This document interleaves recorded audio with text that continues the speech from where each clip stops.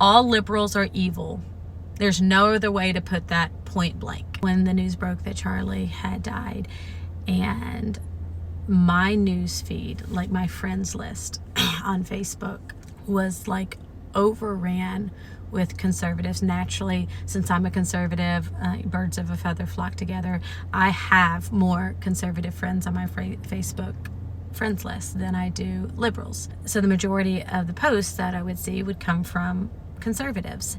And some of those posts, not all of my friends, not all of them, but some of those conservatives, not even just conservatives, conservative Christians, which is probably the bigger piece that bothers me, were calling out the entire liberal people, the entire Democratic people, to lump everybody together. And one of the posts I saw was, all liberals are evil. There's no other way to put that, point blank.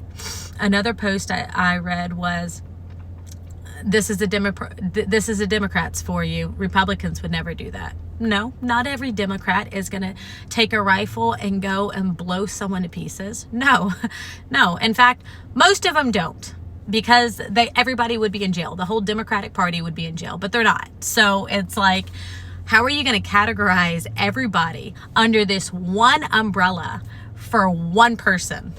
One person. And we can say this is a political assassination, and I agree, it absolutely is. Regardless, it is not the entire Democratic Party's fault that Tyler decided to kill a Republican conservative. It's not. It's not the entire liberal community that is at fault for this. It's not.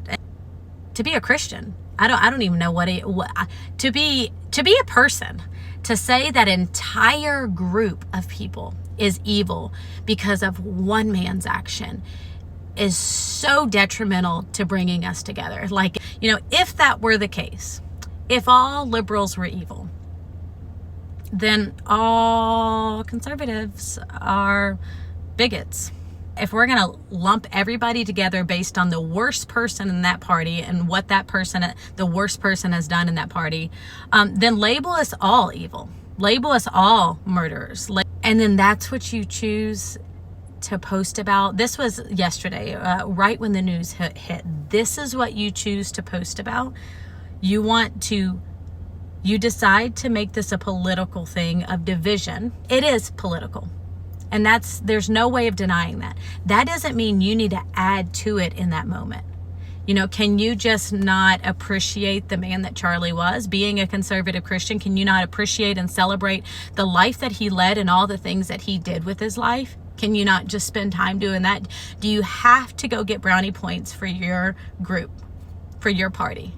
Is that like so pressing that the instant this news drops, we're going to turn it to political? Although I know it is political, but you're going to vocalize something politically right after you hear of this news, instead of mourning him, instead of just backing completely away and respecting that his wife and his 2 children were there watching their father be murdered. And maybe they want to mourn without all this political garbage, right? So it's like, a lot of people frustrated that I am going after my own party.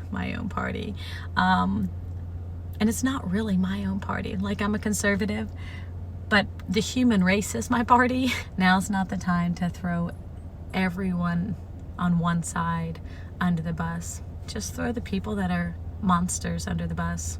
Charlie was a great man. Charlie was a controversial dude that I can see would piss off a lot of people. It was fascinating. It was certainly a gift that he had that most of us, I would say the majority of us, do not have that gift where we can just pull knowledge, truth, opinions, whatever you want to call it, from all these different places and pull it so quickly and articulate our response so well. So that was, he was just amazing in regards to that. Obviously, being a conservative, I do agree with what he talked about in his stance, and I believe his truth is my truth and the only truth.